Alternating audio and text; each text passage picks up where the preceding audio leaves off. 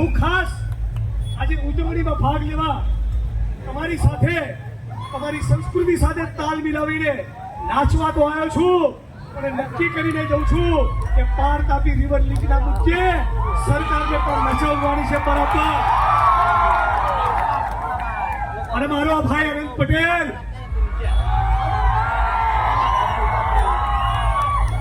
એક જ ચાલે, આદિવાસી ચાલે અને અનંત ચાલે.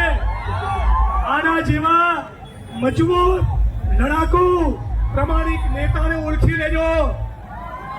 ઉમરગામથી અંબાજી સુધી હું કહું છું, આના જેવો તમને આદિવાસી સમાજને નેતા નહીં બને.